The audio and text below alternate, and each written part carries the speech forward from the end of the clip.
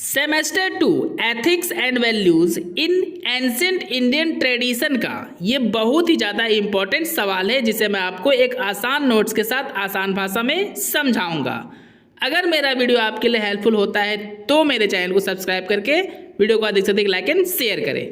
Question है दोस्तों, भारत बनाम इंडिया की अवधारणा पर प्रकाश डालें। आपको आंसर कुछ इस प्रकार लिखना है। हमारे देश का नाम भारत और इसके अलावे यानी भारत के अलावे अनेकों नाम हैं और प्रत्येक नाम के पीछे एक इतिहास है। भारत नाम का भी अपना एक प्यारा सा इतिहास है। भारत एक ऐतिहासिक नाम है, परंतु इंडिया एक संवैधानिक और अंतर्राष्ट्रीय नाम है। अंतर्राष्ट्रीय नाम इसलिए है क्योंकि कई देशों में भारत को इंडिया के नाम से ही जाना जाता है। दोस्तों, अगर कहीं स्पेलिंग मिस्टेक हो तो आप उसे खुद से सही कर लीजिएगा। अब आपको पैराग्राफ चेंज कर लेना है और लिखना है, भारत और इंडिया नाम के पीछे कुछ मुख्य ऐतिहासिक कारण है जो निम्नलिखित है। पहला है दोस्तों, नामों की उत्पत्ति।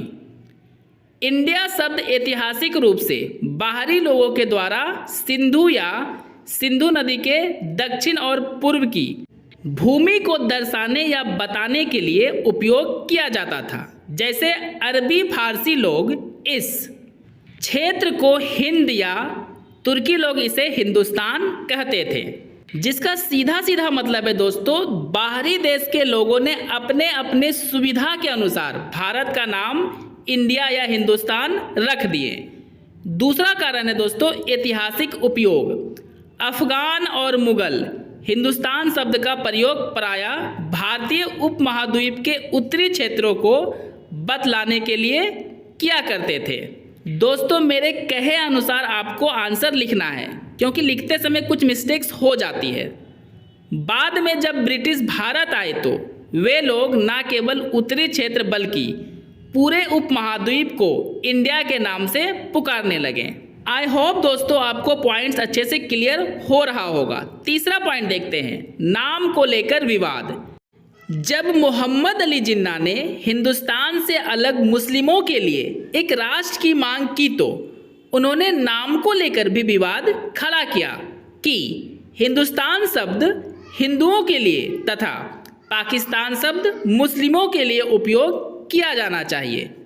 और जिन्ना के इसी विवाद के कारण भी हिंदुस्तान और पाकिस्तान का बंटवारा हुआ था। नेक्स्ट पॉइंट है दोस्तों, अनुच्छेद 1। संविधान का अनुच्छेद एक देश के नाम और स्वरूप को परिभाषित करता है। अंग्रेजी संस्करण में कहा गया है, India that is Bharat shall be A union of states. यहाँ प्राथमिक नाम के रूप में इंडिया शब्द पर बल दिया गया है, जबकि हिंदी संस्करण में लिखा है भारत अर्थात इंडिया राज्यों का संघ होगा। यहाँ भारत नाम को प्राथमिकता दी गई है। नेक्स्ट पॉइंट है, नामों का आधुनिक उपयोग। समकालीन भारत में जय हिंद और जय भारत दोनों का उपयोग किया जाता है तथा अंग्रेजी में इंडिया शब्द का भी उपयोग किया जाता है। इस प्रकार कोई भी राष्ट्रीय पर्व के भाषण में भी हमें भारत के इन नामों को बोलते हुए सुना होगा। जैसे किसी नारे में स्वतंत्रता दिवस व गणतंत्र दिवस इत्यादि में।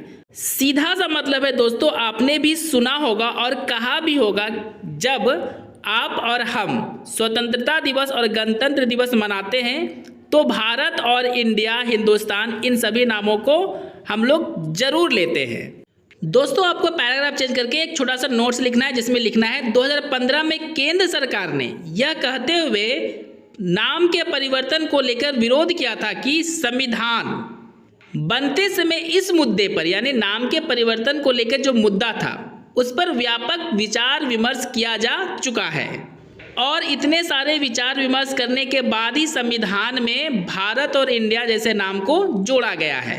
भारत के सर्वोच्च न्यायालय ने भी इंडिया का नाम बदलकर भारत रखने के अपील को 2 बार खारिज कर चुका है, 2016 में और 2020 में।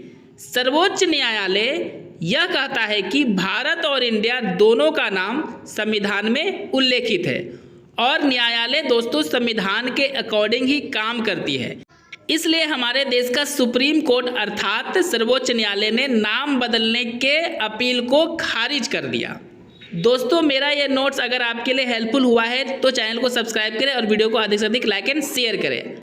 अब आपको फिर से पैराग्राफ चेंज कर लेना है और लिखना है, निष्कर्षतः भारत और इसके अन्य नाम सभी का अपना अपना एक ऐतिहासिक कहानी है। और रही बात भारत और इंडिया की, तो अंग्रेजी में इंडिया और हिंदी में भारत का उपयोग भारत की भाषाई विविधता को दर्शाती है और इसे विवेकपूर्ण और संवैधानिक रूप से सही माना जाता है। लोग इस देश के अन्य समस्याओं को बदलने या सुधारने के बारे में ना सोचकर नाम के पीछे पड़े रहते हैं, इसे एक राजनीतिक मुद्दा बना लेते हैं, जबकि इस देश में बेरोजगारी, गरीबी, असमानता जैसे कई चुनौतियां पड़ी हुई है।